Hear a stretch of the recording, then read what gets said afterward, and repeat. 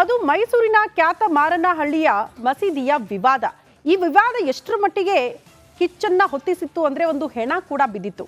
ಆ ನಂತರ ತಣ್ಣಗಾಗಿದ್ದಂತಹ ವಿವಾದ ಈಗ ಮತ್ತೆ ಮುನ್ನೆಲೆಗೆ ಬಂದಿದೆ. ಯಾಕೆ ಅಂತೀರಾ? ಈ ರಿಪೋರ್ಟ್ ನೋಡಿ.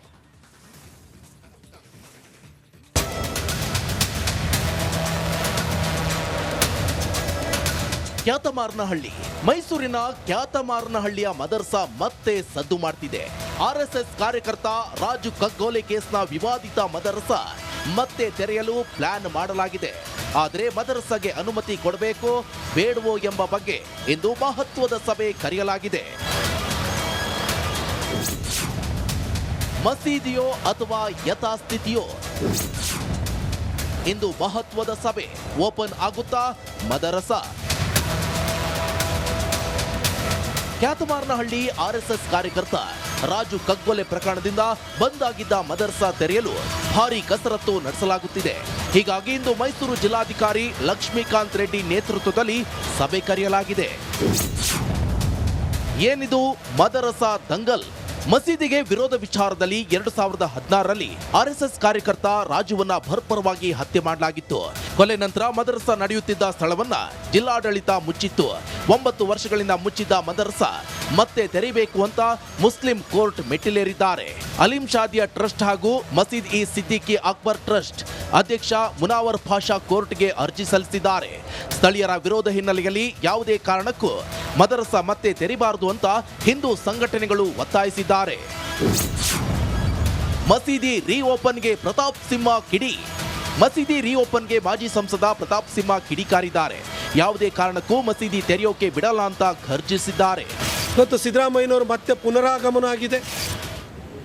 ಖ್ಯಾತ ಮಾರನಹಳ್ಳಿನಲ್ಲಿ ರಾಜು ಕೊಲೆಗೆ ಕಾರಣವಾಗಿದ್ದಂಥ ಅನಧಿಕೃತ ಮಸೀದಿಯನ್ನು ವಾಪಸ್ ತೆಗಿಬೇಕು, ಅದನ್ನು ಓಪನ್ ಮಾಡಬೇಕು ಅಂತೇಳಿ ಅಲ್ಲಿನ ಅಲಿಮಾ ಸಾದಿಯಾ ಎಜುಕೇಷನ್ ಇನ್ಸ್ಟಿಟ್ಯೂಷನ್ನವರು ಕೋರ್ಟ್ ಮೊರೆ ಹೋಗಿದ್ದಾರೆ. ಈ ಕೋರ್ಟ್ ಮೊರೆ ಹೋಗೋಕ್ಕೆ ಅವ್ರಿಗೆ ಧೈರ್ಯ ಯಾಕೆ ಬಂದಿದೆ ಅಂತಂದರೆ, ಸಿದ್ದರಾಮಯ್ಯ ಸಾಹೇಬ್ರು ಇದ್ದಾರೆ, ಮತ್ತೆ ಮುಖ್ಯಮಂತ್ರಿಯಾಗಿ ಬಂದಿದ್ದಾರೆ. ಅವರ ಬಲಿದಾನ ಏನಿದೆಯಲ್ಲ ಅದು ವೇಸ್ಟ್ ಆಗಿ ಹೋಗೋಕ್ಕೆ ನಾವು ಬಿಡಲ್ಲ. ಸಿದ್ದರಾಮಯ್ಯನವರಿಗೆ ನಾನು ಚಾಲೆಂಜ್ ಮಾಡಲಿ ಹೇಳಲಿಕ್ಕೆ ಬಯಸ್ತೀನಿ. ನೀವು ಎಷ್ಟೇ ಪ್ರಯತ್ನನ ಮಾಡಿ ಆ ಮಸೀದಿನೇ ನೀವು ಅನಧಿಕೃತವಾಗಿ ಮಾಡಿದಂಥ ಮಸೀದಿಯನ್ನು ತೆರೆಸಿ ನೋಡೋಣ. ನಾವು ಉಗ್ರವಾದಂಥ ಹೋರಾಟವನ್ನು ಕೂಡ ಮಾಡ್ತೀವಿ, ಯಾವುದೇ ಕಾರಣಕ್ಕೂ ಬಿಡಲ್ಲ. ಇಷ್ಟು ದಿನ ತಣ್ಣಗಾಗಿದ್ದ ಮಸೀದಿ ಗಲಾಟೆ ಮತ್ತೆ ದಗದಗಿಸೋ ಲಕ್ಷಣ ಗೋಚರಿಸ್ತಾ ಇದೆ. ಇಂದಿನ ಸಭೆಯತ್ತ ಹಿಂದೂ ಮುಖಂಡರು ಚಿತ್ತವನ್ನ ಇಟ್ಟಿದ್ದಂತೂ ಸುಳ್ಳಲ್ಲ.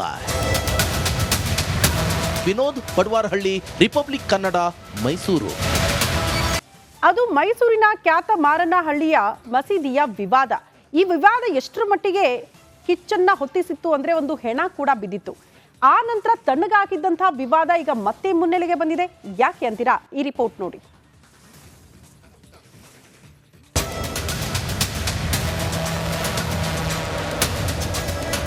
ಖ್ಯಾತ ಮಾರನಹಳ್ಳಿ, ಮೈಸೂರಿನ ಖ್ಯಾತ ಮಾರನಹಳ್ಳಿಯ ಮದರಸಾ ಮತ್ತೆ ಸದ್ದು ಮಾಡ್ತಿದೆ. ಆರ್ಎಸ್ಎಸ್ ಕಾರ್ಯಕರ್ತ ರಾಜು ಕಗ್ಗೋಲೆ ಕೇಸ್ನ ವಿವಾದಿತ ಮದರಸಾ ಮತ್ತೆ ತೆರೆಯಲು ಪ್ಲಾನ್ ಮಾಡಲಾಗಿದೆ. ಆದರೆ ಮದರಸಾಗೆ ಅನುಮತಿ ಕೊಡಬೇಕೋ ಬೇಡವೋ ಎಂಬ ಬಗ್ಗೆ ಇಂದು ಮಹತ್ವದ ಸಭೆ ಕರೆಯಲಾಗಿದೆ. ಮಸೀದಿಯೋ ಅಥವಾ ಯಥಾಸ್ಥಿತಿಯೋ? ಇಂದು ಮಹತ್ವದ ಸಭೆ. ಓಪನ್ ಆಗುತ್ತಾ ಮದರಸಾ? ಖ್ಯಾತ ಮಾರನಹಳ್ಳಿ ಆರ್ಎಸ್ಎಸ್ ಕಾರ್ಯಕರ್ತ ರಾಜು ಕಗ್ಗೊಲೆ ಪ್ರಕರಣದಿಂದ ಬಂದ್ ಆಗಿದ್ದ ಮದರಸಾ ತೆರೆಯಲು ಭಾರಿ ಕಸರತ್ತು ನಡೆಸಲಾಗುತ್ತಿದೆ. ಹೀಗಾಗಿ ಇಂದು ಮೈಸೂರು ಜಿಲ್ಲಾಧಿಕಾರಿ ಲಕ್ಷ್ಮೀಕಾಂತ್ ರೆಡ್ಡಿ ನೇತೃತ್ವದಲ್ಲಿ ಸಭೆ ಕರೆಯಲಾಗಿದೆ. ಏನಿದು ಮದರಸಾ ದಂಗಲ್? ಮಸೀದಿಗೆ ವಿರೋಧ ವಿಚಾರದಲ್ಲಿ 2016ರಲ್ಲಿ ಆರ್ಎಸ್ಎಸ್ ಕಾರ್ಯಕರ್ತ ರಾಜುವನ್ನ ಭರ್ಪರವಾಗಿ ಹತ್ಯೆ ಮಾಡಲಾಗಿತ್ತು. ಕೊಲೆ ನಂತರ ಮದರಸಾ ನಡೆಯುತ್ತಿದ್ದ ಸ್ಥಳವನ್ನ ಜಿಲ್ಲಾಡಳಿತ ಮುಚ್ಚಿತ್ತು. 9 ವರ್ಷಗಳಿಂದ ಮುಚ್ಚಿದ್ದ ಮದರಸಾ ಮತ್ತೆ ತೆರೆಯಬೇಕು ಅಂತ ಮುಸ್ಲಿಂ ಕೋರ್ಟ್ ಮೆಟ್ಟಿಲೇರಿದ್ದಾರೆ. ಅಲಿಂ ಶಾದಿಯ ಟ್ರಸ್ಟ್ ಹಾಗೂ ಮಸೀದ್ ಇ ಸಿದ್ದಿಕಿ ಅಕ್ಬರ್ ಟ್ರಸ್ಟ್ ಅಧ್ಯಕ್ಷ ಮುನಾವರ್ ಪಾಷಾ ಕೋರ್ಟ್ಗೆ ಅರ್ಜಿ ಸಲ್ಲಿಸಿದ್ದಾರೆ. ಸ್ಥಳೀಯರ ವಿರೋಧ ಹಿನ್ನೆಲೆಯಲ್ಲಿ ಯಾವುದೇ ಕಾರಣಕ್ಕೂ ಮದರಸಾ ಮತ್ತೆ ತೆರೆಯಬಾರದು ಅಂತ ಹಿಂದೂ ಸಂಘಟನೆಗಳು ಒತ್ತಾಯಿಸಿದ್ದಾರೆ. ಮಸೀದಿ ರೀಓಪನ್ಗೆ ಪ್ರತಾಪ್ ಸಿಂಹ ಕಿಡಿ. ಮಸೀದಿ ರೀಓಪನ್ಗೆ ಮಾಜಿ ಸಂಸದ ಪ್ರತಾಪ್ ಸಿಂಹ ಕಿಡಿಕಾರಿದ್ದಾರೆ. ಯಾವುದೇ ಕಾರಣಕ್ಕೂ ಮಸೀದಿ ತೆರೆಯೋಕೆ ಬಿಡಲ್ಲ ಅಂತ ಘರ್ಜಿಸಿದ್ದಾರೆ. ಇವತ್ತು ಸಿದ್ದರಾಮಯ್ಯನವರು ಮತ್ತೆ ಪುನರಾಗಮನ ಆಗಿದೆ. ಖ್ಯಾತ ಮಾರನಹಳ್ಳಿನಲ್ಲಿ ರಾಜು ಕೊಲೆಗೆ ಕಾರಣವಾಗಿದ್ದಂಥ ಅನಧಿಕೃತ ಮಸೀದಿಯನ್ನು ವಾಪಸ್ ತೆಗಿಬೇಕು, ಅದನ್ನು ಓಪನ್ ಮಾಡಬೇಕು ಅಂತೇಳಿ ಅಲ್ಲಿನ ಅಲಿಮಾ ಸಾದಿಯಾ ಎಜುಕೇಷನ್ ಇನ್ಸ್ಟಿಟ್ಯೂಷನ್ನವರು ಕೋರ್ಟ್ ಮೊರೆ ಹೋಗಿದ್ದಾರೆ. ಈ ಕೋರ್ಟ್ ಮೊರೆ ಹೋಗೋಕೆ ಅವ್ರಿಗೆ ಧೈರ್ಯ ಯಾಕೆ ಬಂದಿದೆ ಅಂತಂದರೆ ಸಿದ್ದರಾಮಯ್ಯ ಸಾಹೇಬ್ರು ಇದ್ದಾರೆ, ಮತ್ತೆ ಮುಖ್ಯಮಂತ್ರಿ ಆಗಿ ಬಂದಿದ್ದಾರೆ.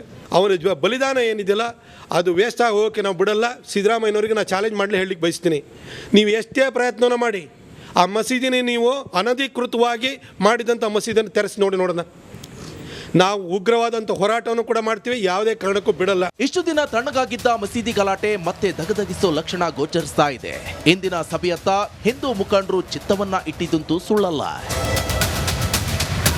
ವಿನೋದ್ ಪಡ್ವಾರಹಳ್ಳಿ, ರಿಪಬ್ಲಿಕ್ ಕನ್ನಡ, ಮೈಸೂರು. ಅದು ಮೈಸೂರಿನ ಖ್ಯಾತ ಮಾರನಹಳ್ಳಿಯ ಮಸೀದಿಯ ವಿವಾದ. ಈ ವಿವಾದ ಎಷ್ಟರ ಮಟ್ಟಿಗೆ ಕಿಚ್ಚನ್ನ ಹೊತ್ತಿಸಿತ್ತು ಅಂದ್ರೆ ಒಂದು ಹೆಣ ಕೂಡ ಬಿದ್ದಿತ್ತು. ಆ ನಂತರ ತಣ್ಣಗಾಗಿದ್ದಂತಹ ವಿವಾದ ಈಗ ಮತ್ತೆ ಮುನ್ನೆಲೆಗೆ ಬಂದಿದೆ. ಯಾಕೆ ಅಂತೀರಾ? ಈ ರಿಪೋರ್ಟ್ ನೋಡಿ.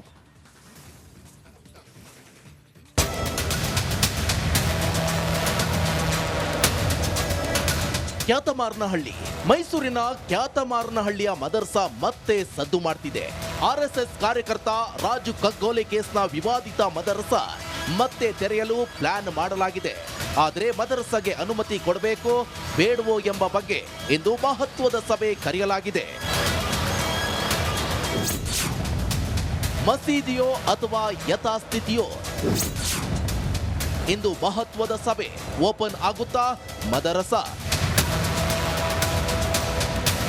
ಖ್ಯಾತಮಾರನಹಳ್ಳಿ ಆರ್ಎಸ್ಎಸ್ ಕಾರ್ಯಕರ್ತ ರಾಜು ಕಗ್ಗೊಲೆ ಪ್ರಕರಣದಿಂದ ಬಂದ್ ಆಗಿದ್ದ ಮದರಸಾ ತೆರೆಯಲು ಭಾರಿ ಕಸರತ್ತು ನಡೆಸಲಾಗುತ್ತಿದೆ. ಹೀಗಾಗಿ ಇಂದು ಮೈಸೂರು ಜಿಲ್ಲಾಧಿಕಾರಿ ಲಕ್ಷ್ಮೀಕಾಂತ್ ರೆಡ್ಡಿ ನೇತೃತ್ವದಲ್ಲಿ ಸಭೆ ಕರೆಯಲಾಗಿದೆ.